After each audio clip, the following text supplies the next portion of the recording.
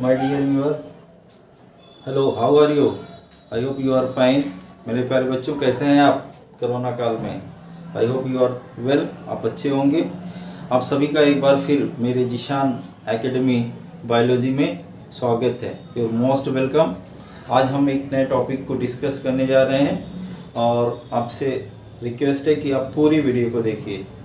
एक थैंक्स आपको देना चाह रहे हैं कि आप लोगों ने मेरे चैनल को लाइक किया, सपोर्ट किया, सब्सक्राइब किया। थैंक्स। इसी तरह से आप सपोर्ट करते रहिए।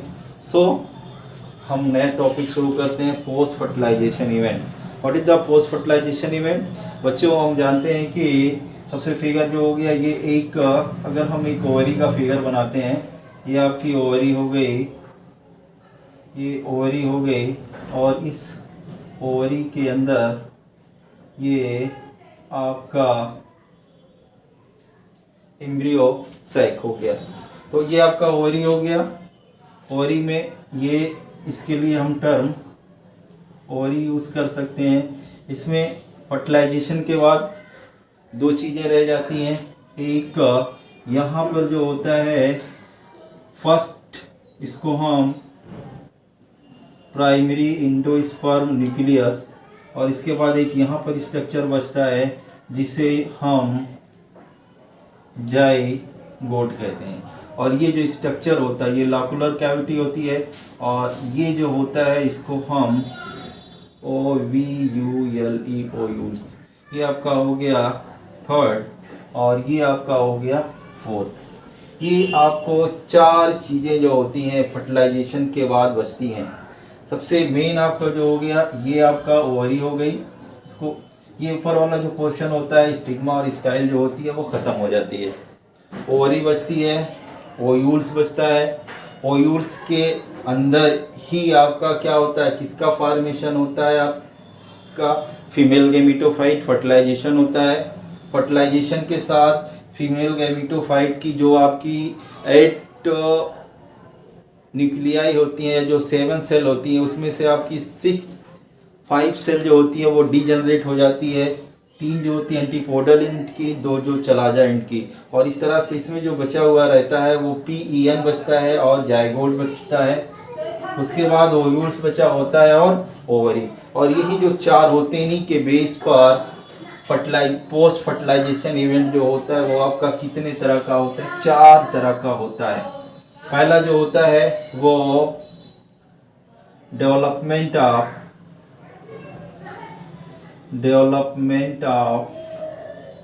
इंडोस्पर्म। नंबर 2 होता है डेवलपमेंट ऑफ एम्ब्रियो। तीसरा जो होता है फॉर्मेशन ऑफ सीड, और चौथा जो होता है वो आपका formation of fruit. These are the 4 events that are occurs in post fertilization event. सबसे पहला जो होता है डेवलपमेंट ऑफ इंडोस्पर्म।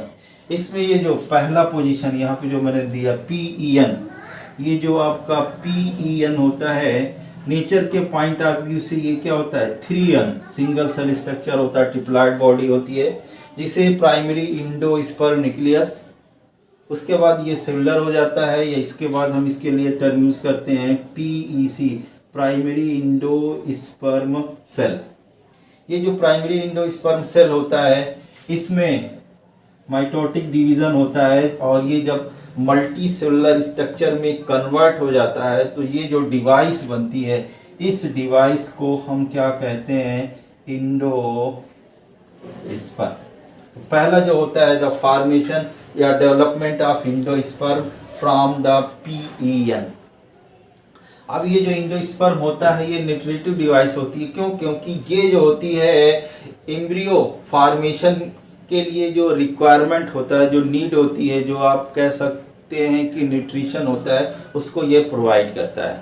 तो पहला जो इवेंट होता है वो इंडोस्पर्म का फॉर्मेशन होता है, और ये प्रोसीड करता है। इसी के तुरंत बाद, जैसे ही ये प्रोसेस स्टार्ट होती है उसके तुरंत बाद क्या होता है, एम्ब्रियो का डेवलपमेंट शुरू हो जाता है। अब ये जो इंडोस्पर्म होता है जनरली आपका क्या होता है, 3 तरह का होता है। इंडोस्पर्म का जो फॉर्मेशन होता है वो 3 तरह का होता है, बट 12 स्टैंडर्ड में आपको सिर्फ एक ही तरह के इंडोस्पर्म को पढ़ना है।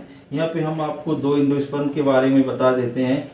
पहला जो होता है न्यूक्लियर इंडोस्पर्म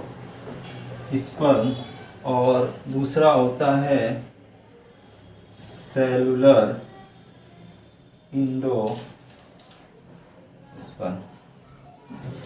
इन दोनों में बहुत ही माइनर डिफरेंस होता है, याद रखिएगा, न्यूक्लियर इंडोस्पर्म और सेलुलर इंडोस्पर्म में।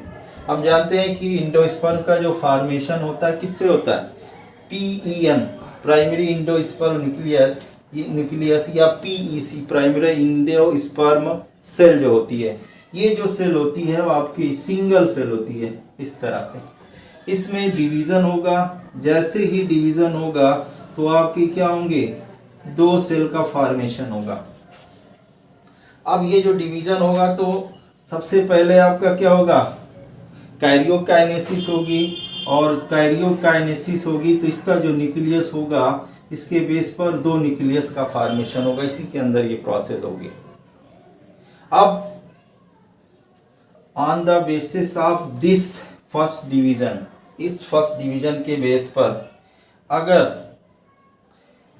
कैरियोकाइनेसिस के बाद फ्री न्यूक्लियाई का फॉर्मेशन होता है और इसमें रिपीटेड डिवीज़न होता है और मल्टीपल न्यूक्लियाई बन जाते हैं, तो इस तरह के इंडोस्पर्म फॉर्मेशन को न्यूक्लियर टाइप इंडोस्पर्म कहते हैं। उसी के बाद दूसरा होता है सेलुलर। सेलुलर में क्या होता है कि प्रोसेस सेम होती है, लेकिन जैसे ही पहला न्यूक्लियर डिवीज़न होता है, जो न्यूक्लियाई बनते हैं, इनके ऊपर चारों तरफ सेल वॉल फॉर्मेशन होता है, यानी फर्स्ट डिवीज़न के बाद ही सेल वॉल का फॉर्मेशन हो जाता है, और ऐसे इंडोस्पर्म को सेलुलर कहते हैं। इसका जो बेस्ट एग्जांपल है हमारे सिलेबस में वो है in the case of coconut. Coconut में अगर हम देखते हैं तो जनरली क्या होता है, 2 तरह का स्ट्रक्चर पाया जाता है। जब हम कोकोनट को ब्रेक करते हैं तो उसमें पहला जो होता है वाइट कर्नेल होता है, ये सॉलिड जो पोर्शन होता है सॉलिड, और दूसरा जो होता है जो आपका उसके अंदर हमें वाटरी सब्सटेंस जो वाटर मिलता है। तो ये जो वाइट कर्नल होता है, this is the example of cellular endosperm, और ये जो होता है जो वाटर होता है, it is the example of free nuclei.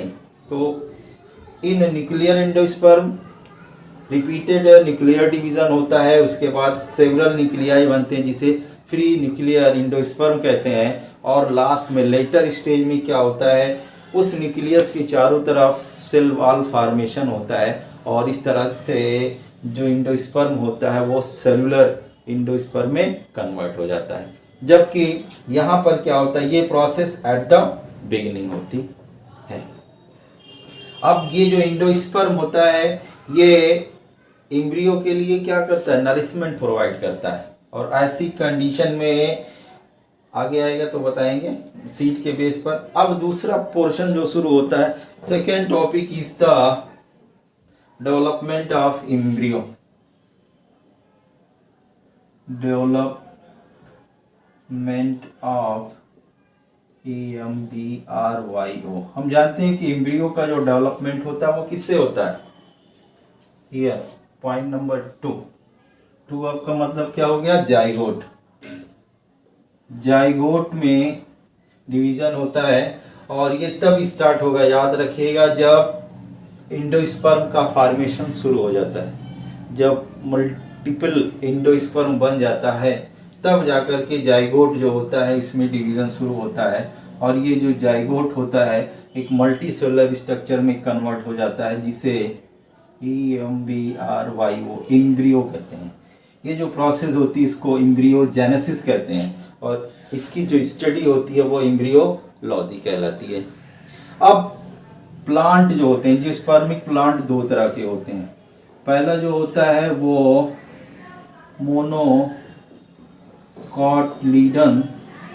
और दूसरा जो होता है वो डाइकॉटलीडन। तो मोनोकॉटलीडन और डाइकॉटलीडन दोनों में the process of embryogenesis are the same.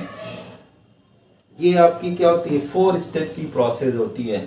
पहले स्टेप में, फर्स्ट स्टेप में क्या होता है, जाइगोट में माइटोसिस डिवीजन होता है और ये जो जाइगोट सिंगल सेल होता है ये आपका 2 सेल स्ट्रक्चर में कन्वर्ट हो जाता है। और इसके लिए जो टर्म यूज होता है उसको कहते हैं प्रो एम्ब्रियो। अब इसके बाद फिर सेकेंड स्टेज में जो होता है, ये जो प्रो एम्ब्रियो होता है इसमें आपका क्या होता है, रिपीटेड डिवीजन होता है और फाइनली जो होता है एक ग्लोबुलर शेप स्ट्रक्चर जो होता है, इस तरह का आपका ग्लोबुलर शेप स्ट्रक्चर में कन्वर्ट हो जाता है और इस एम्ब्रियो को ग्लोबुलर एम्ब्रियो कहते हैं। सेकेंड स्टेप हो गया। थर्ड, ये आपका सेकेंड स्टेप हो गया। तीसरे स्टेप में क्या होता है, ये जो ग्लोबुलर एम्ब्रियो होता है इसमें एक बार फिर डिफरेंशिएशन होता है and it convert look like a heart shape structure. ऊपर वाला जो होगा ये कॉटलीडन्स हो गया, प्लेम्यूल्स हो गया, ये जो पोर्शन होगा वो आपका क्या कहलाएगा, यहाँ तक ये सस्पेंसर कहलाएगा। तीसरा जो स्ट्रक्चर होता है इसको हम हार्ट शेप एम्ब्रियो कहते हैं। एंड लास्ट जो होता है 4 में, अब ये जो हार्ट शेप एम्ब्रियो होता है इसमें एक बार फिर डिफरेंशिएशन होता है और इस तरह से ये कन्वर्ट हो जाता है एक हॉर्स शू शेप स्ट्रक्चर में। और ये जो हॉर्स शू शेप स्ट्रक्चर होता है this is the mature embryo. तो इस तरह से जाइगोट से एम्ब्रियो के बनने में 4 स्टेप होती है। जाइगोट में डिवीजन होगा तो प्रो एम्ब्रियो बनता है, इसके बाद इसमें डिफरेंशिएशन डिवीजन होगा तो ग्लोबुलर एम्ब्रियो बनता है, ग्लोबुलर से हार्ट शेप एम्ब्रियो बनता है और फाइनली जो होता है वो हॉर्स शू शेप एम्ब्रियो बनता है। अब ये जो हॉर्स शू शेप एम्ब्रियो होता है, जो भी एम्ब्रियो होता है इसमें क्या क्या पाया जाता है, यहीं पे इसको खत्म करेंगे। इन जनरल अगर हम देखते हैं तो ये जो डेवलपमेंट होता है मोनोकाट और डाइकाट में क्या होता है, सेम होता है। सिर्फ कार्टिलेजन के बेस पर इनका जो होता है स्ट्रक्चर जो होता है वो थोड़ा सा डिफरेंस होता है, वो आप लेटर में जब इनमें कंपैरिजन करेंगे तो क्लियर हो जाएगा। इस तरह से जो एक एम्ब्रियो होता है इसमें सबसे पहला जो होता है, फर्स्ट जो होता है इसमें एक एक्सिस पाई जाती है जिसे एम्ब्रियोनल एक्सिस कहते हैं। ये जो एम्ब्रियोनल एक्सिस होती है इसी से लोअर साइड में जो अटैच होता है वो आपकी कौन सी होती है, कॉटलीडन्स होते हैं। एक कॉटलीडन्स हो सकते हैं, 2 कॉटलीडन्स हो सकते हैं। उसके अलावा इसमें 2 स्ट्रक्चर और पाया जाता है, एक आपका सूट मेरिस्टेम, उसको प्लेम्यूल्स कहते हैं, और चौथा जो होता है वो रूट मेरिस्टेम जिसको रेडिकल्स कहते हैं। अब ये जो प्लेम्यूल्स होता है और जो ये रेडिकल्स होता है ये मोनोकाट में थोड़ा सा डिफरेंशिएट होता है, डाइकाट में तो सेम होगा, लेकिन मोनोकाट में जो प्लेम्यूल्स होता है और रेडिकल्स होता है they are further wrap with either a follicular membrane or a undifferentiated sheath on the basis of it is called coleoptile and coleodyza। when you discuss or when you see the figure of monocotyledonous seed and dicotyledonous seed, sorry, when you see the figure of monocotyledonous embryo and dicotyledonous embryo, then this term is so much clear. अब इसके बाद आता है third point जो होता है, ये तो हो गया। तीसरा जो इवेंट होता है दैट इज द ओयूल। तीसरा पॉइंट जो है वो आपका क्या बच रहा है, ओयूल्स बचता है। ये जो ओयूल्स होता है ये आपका क्या होता है, इसमें डिफ्रेंसिएशन होता है और ओयूल से आगे जाकर के आपका क्या होता है, सीड का फॉर्मेशन होता है। ओयूल्स के बेस पर सीड का फॉर्मेशन होता है। अब जब सीड बन जाता है तो सीड भी आपका कितने तरह का होता है, दो तरह का सीड होता है इन जनरल, ये भी आप देख लीजिए। अभी आपने देखा था कि जो एम्ब्रियो होता है इसके डेवलपमेंट में इंडोस्पर्म क्या होता है, इसका यूटिलाइजेशन होता है। तो इस इंडोस्पर्म के कंप्लीट यूटिलाइजेशन पे या परसिस्ट फॉर्म के बेस पर सीड दो तरह के होते हैं। पहला जो होता है उनको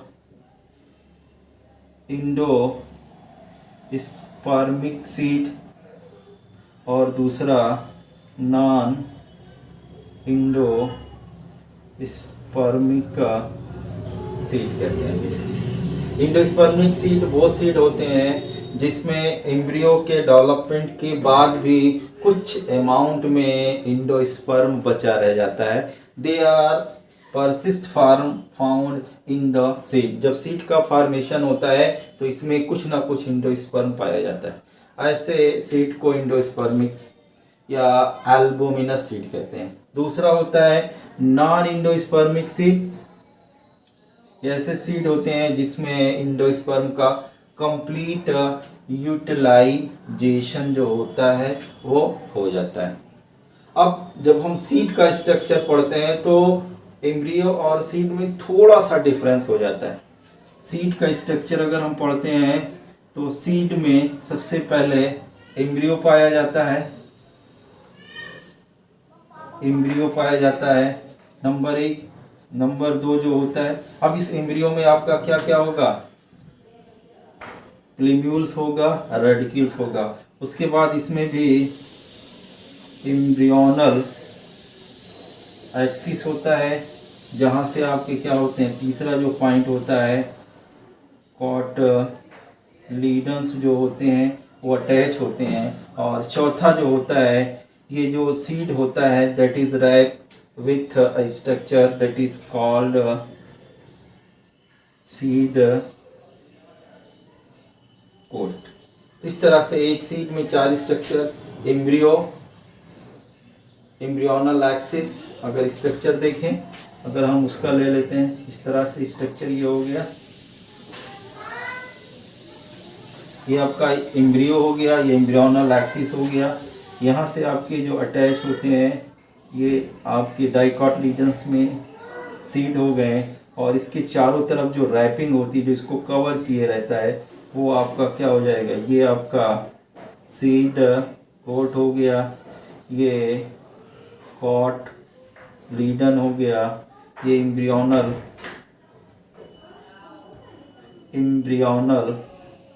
एक्सिस हो गया और ये आपका एम्ब्रियो हो गया। अब भाई उसके बाद लास्ट टॉपिक बचता है और वो आपका है लास्ट टॉपिक जो होगा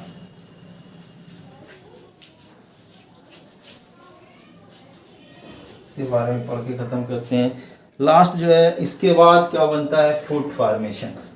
जो ओवरी होती है, ओवरी तो बची ही रह जाती है, स्टिग्मा और स्टाइल जो होती है वो ख़त्म हो जाती है फर्टिलाइजेशन के बाद। जो ओवरी होती है इट कन्वर्ट इनटू फ्रूट, या आप कह सकते हैं जो रिपन ओवरी होती है उसी को हम क्या कहते हैं, फ्रूट कहते हैं। और जो फ्रूट होता है ये लास्ट इवेंट होता है पोस्ट फर्टिलाइजेशन इवेंट, क्योंकि फ्रूट के अंदर ही आपका क्या होता है, सीड जो होते हैं वो सिचुएटेड होते हैं। फ्रूट भी आपके जनरली आपके 3 तरह के होते हैं। पहला जो हो जाएगा पहला जो हो जाएगा ट्रू फ्रूट, नंबर 2 हो जाएगा फॉल्स फ्रूट, और नंबर 3 हो जाएगा पार्थिनो कार्पिक का फ्रूट। बहुत ब्रीफ में आपको पढ़ना है। ट्रू फ्रूट क्या होता है? If fruit formation are take place with the utilization of ovary, कोई भी ऐसा फ्रूट जिसमें ओवरी से फ्रूट का फॉर्मेशन होता है तो उसको हम क्या कहते हैं? ट्रू फ्रूट कहते हैं। ऐसे फ्रूट जिसमें ओवरी के अलावा कोई दूसरा पार्ट, क्योंकि अब ओवरी के अलावा बचता ही क्या है, अगर हम देख लें तो ये आपकी ओवरी है, ये जिसपे रहता है ये आपका क्या रिसेप्टिल या थैलमस। ओवरी अगर गिर जाएगी तो बचेगा क्या? Mainly thalamus. तो अगर थैलमस जो होता है ये ओवरी गिर जाएगी तो अब यहाँ पे जो ओवरी तो डिजनरेट हो जाती है, लेकिन ओयूल्स पड़े रहते हैं। इस ओयूल्स को अगर ये थैलमस कवर कर लेता है और कन्वर्ट कर देता है एक फ्रूट में, तो ऐसे फ्रूट को फॉल्स फ्रूट कहते हैं। एग्जाम्पल आपका हो गया जैसे आपका एप्पल्स हो गया, उसके अलावा बाकी जितने हैं सब मैंगो वगैरह, these are the true fruit. तीसरा जो होता है parthenocarpic fruit. If fruit formation are take place without the fertilization, यानी सीड फॉर्मेशन में जो एनर्जी होती है उसका यूटिलाइजेशन किस में होता है? फ्रूट फॉर्मेशन में होता है। और इसकी वजह से जो फ्रूट होते हैं वो कैसे होते हैं? सीड लेस फ्रूट होते हैं। तो ऐसे फ्रूट को हम पार्थिनोकार्पिक फ्रूट कहते हैं। जैसे एग्जांपल हो गया बनाना। विदाउट फर्टिलाइजेशन अगर फ्रूट का फॉर्मेशन होगा, अल्टीमेटली जब फर्टिलाइजेशन नहीं होगा तो सीड का जो फॉर्मेशन होगा कैसा होगा? आपका जो सीड होगा, फर्टिलाइजेशन नहीं होगा तो सीड का जो फॉर्मेशन होगा परसिस्ट फॉर्म में बहुत छोटा सा पाया जाएगा, या आप कह सकते हैं कि कैसा रिसेसिव फॉर्म में होगा या तो एब्सेंट होगा। तो इस तरह का जो फ्रूट होता है उसको हम पार्थिनोकार्पिक फ्रूट कहते हैं। आजकल क्या होता है, इंड्यूस पार्थिनोकार्पी का यूज़ किया जाता है डिफरेंट टाइप के हार्मोन्स की हेल्प से, डिफरेंट टाइप के ग्रोथ हार्मोन्स की हेल्प से हम प्लांट के ऊपर ग्रोथ हार्मोन्स का यूज़ कर देते हैं, जिसकी वजह से जो नॉर्मल फ्रूट होता है वो पार्थिनोकार्पिक फ्रूट में कन्वर्ट हो जाता है। एग्जाम्पल के फॉर्म में हो गया जैसे आपका सिट्रस हो गया, नींबू हो गया। एक नॉर्मल नींबू होता है उसमें सीड बहुत पाया जाता है, लेकिन अगर पार्थिनोकार्पिक होगा लेमन तो उसमें सीड का नंबर जो होता है वो बहुत कम होता है। पपाया हो गया, एक नॉर्मल पपाया होता है जिसमें सीड का नंबर बहुत ज़्यादा होता है, और अगर इंड्यूस करके पार्थिनोकार्पिक पपाया को डेवलप किया जाता है तो उसमें सीड का नंबर लेस होता है, या even in some cases very few are absent. So the topic post fertilization event